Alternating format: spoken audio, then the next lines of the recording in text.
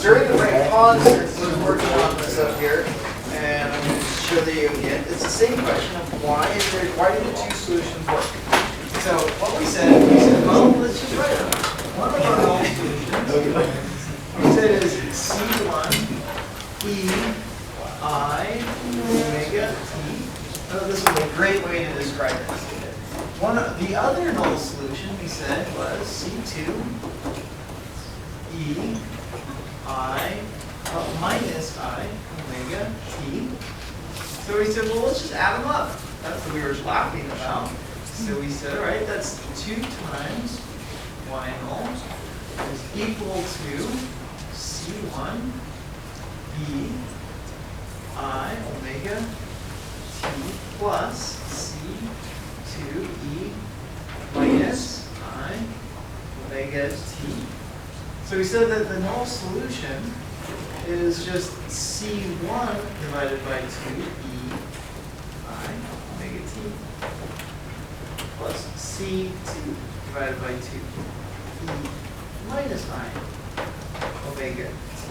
And so at that point, what is a C1? A constant divided by 2 is a constant, and C2 divided by 2 is still a constant. Yeah, I like that. That was a lot more reasonable way to get it.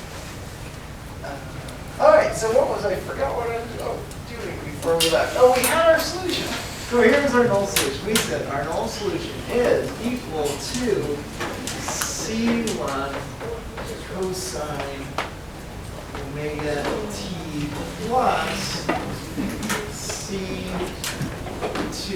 sine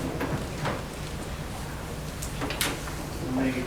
Now, we needed this, we needed our complete null solution, the one we wrote here. Because what we want to do now is we want to figure out what about our initial conditions. So if I was to evaluate this at 0, if t is 0, I end up with C1 plus C2. And that doesn't really tell me anything. I need it in forms of cosines and sines to start learning things. So let's do that. So let's try y of 0. And let's see how it affects. So that's going to give me y null of 0 is going to be, what is it going to be? It's going to be C1. Because what is the sine of 0? That's 0. The I'll write that out. Let me write that out. That's C1 times the, I'm going to write this way. C1 times the cosine of 0 plus C2 times the sine of 0. This is just simply C1 times 1 plus 0. So in other words, C1 is equal to whatever our initial condition y of 0.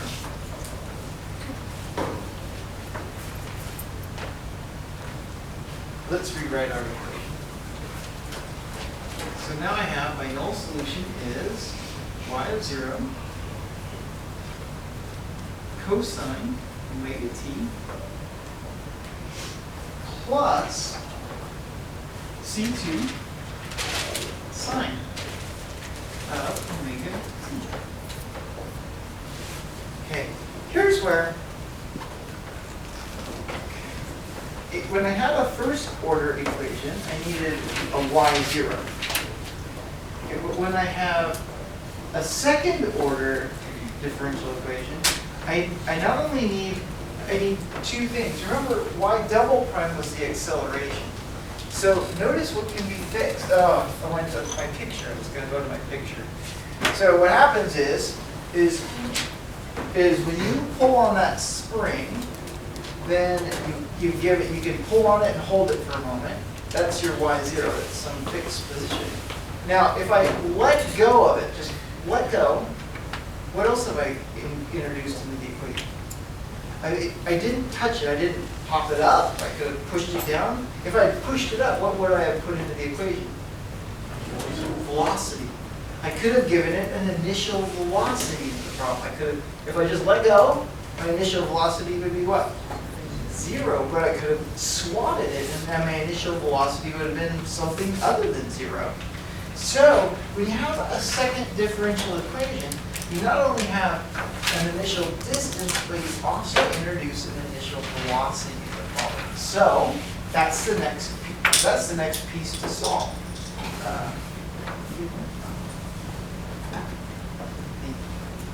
So let's do that. So now consider. I'm going to consider initial velocity. Initial velocity. And that's y prime. 0.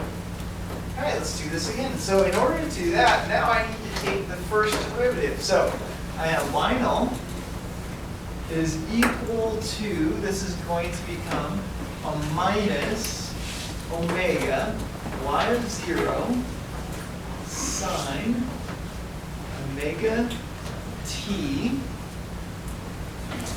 And then I'm taking this derivative here.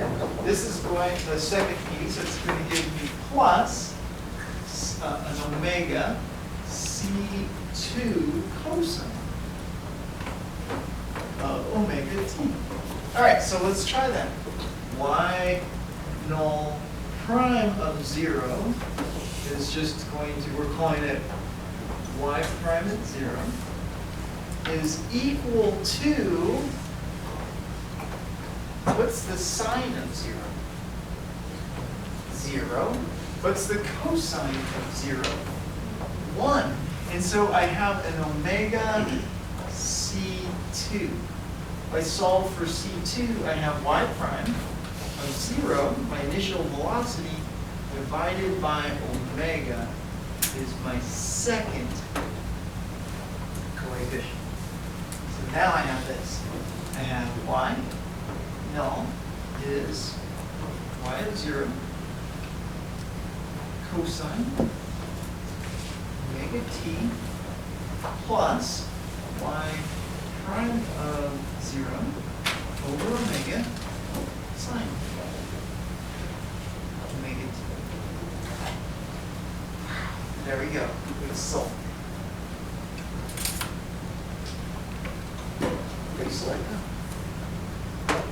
Only number on the board is 0. Cool. All right, there's more. So that's my solution. Oh, you know what we can do?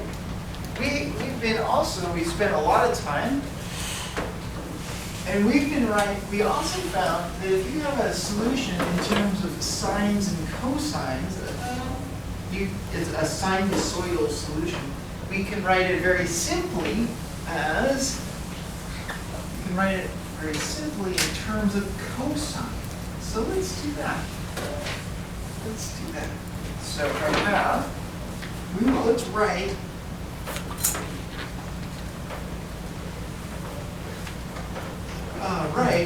y null as, I'll just put equals, I'll do this way, as r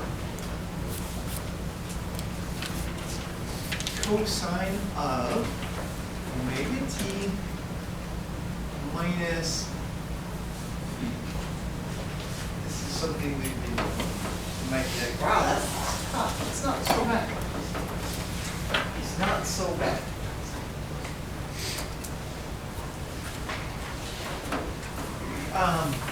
I think if we just go back to our pattern, so A in this case was our y of 0.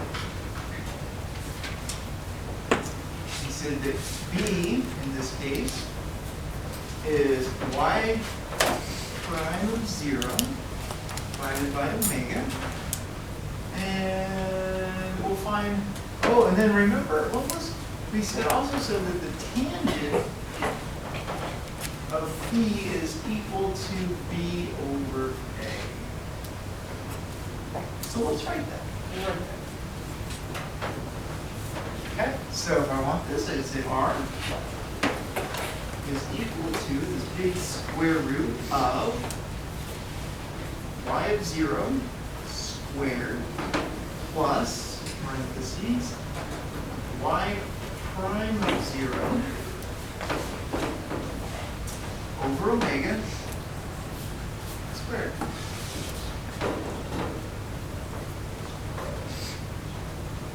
And the tangent of phi is going to be b. So I'll write that. I'm going to write it this way so we can keep track of all these layers. We're going to have a multi-layered fraction here. It's y prime of 0 divided by omega over y of 0. But that could be more simply written as y prime of 0 divided by omega times y of 0.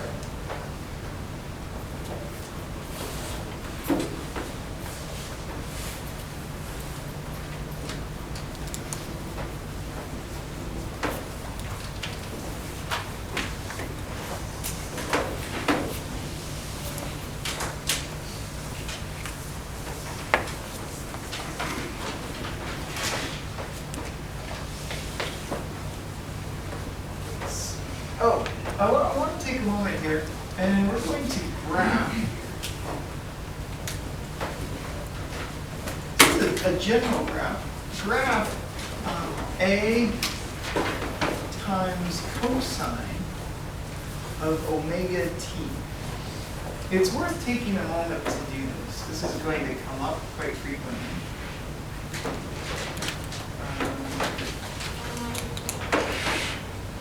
So my picture looks something like this. So maybe 1, 2,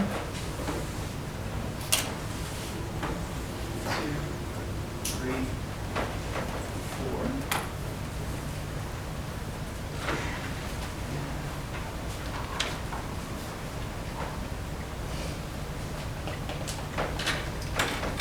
Okay, cosine, if there wasn't an a there, cosine of 0 would be what? 1. If there's an 8 there, cosine of 0 is a. So cosine of a has an amplitude of, or cosine omega t has an amplitude from a to minus a. So we just draw our graph.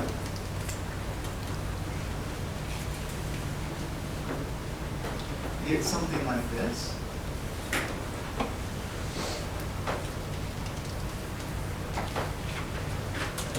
Getting the sweet points that I know of. Now,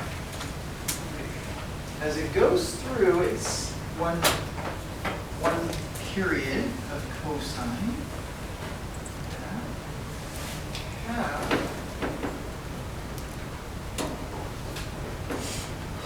I believe this.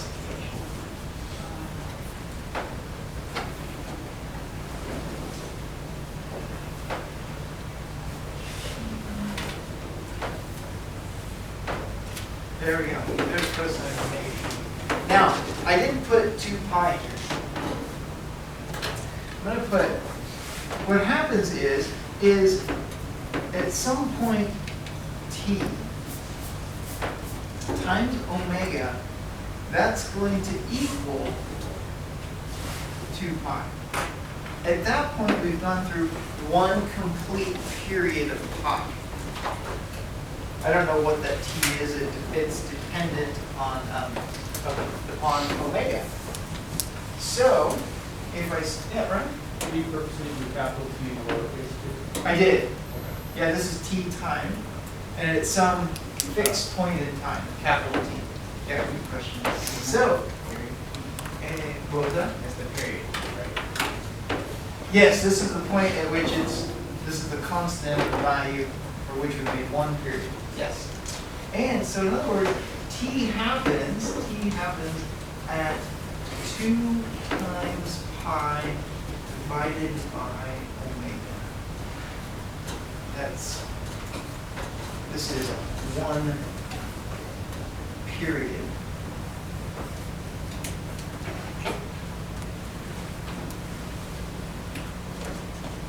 So Tom, just for clarification, so that omega t is not attached to that dash, it's specifically the t and then the omega t. Just because it looks like it's one period is omega t, not the way it's going to go.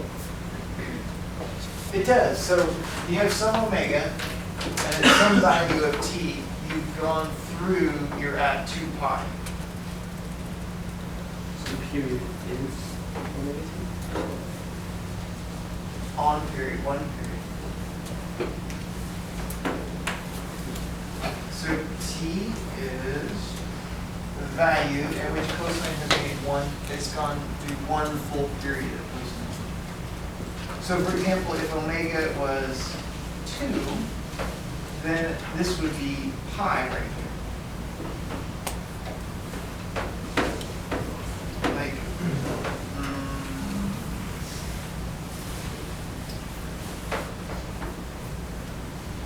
so here's cosine. 1, 2, 3, 4. That's 2 pi. And cosine goes from -1 to -1, down, up there, comes up to 0, and ends back where it started. This would be cosine of t.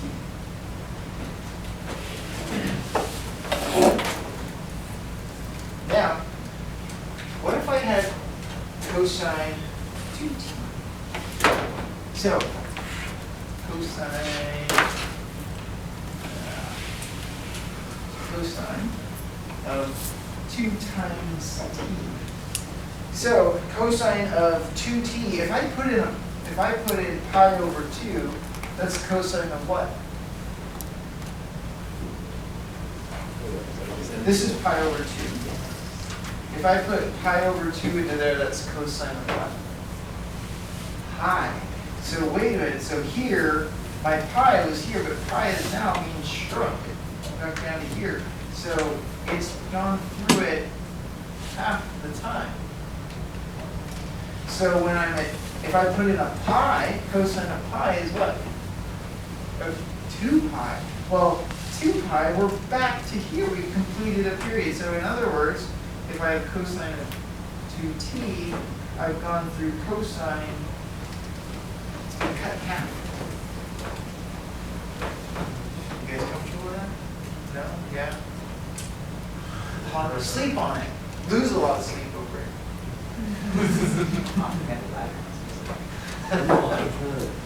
And, so this one I'm not very good at explaining, but the frequency.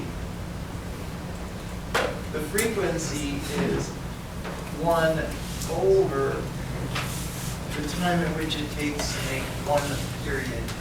So it's the number, and we call it, it's called hertz. It's the number of cycles per second. This is cycles per second. So frequency ends up being omega over 2. Oh, and this is hertz.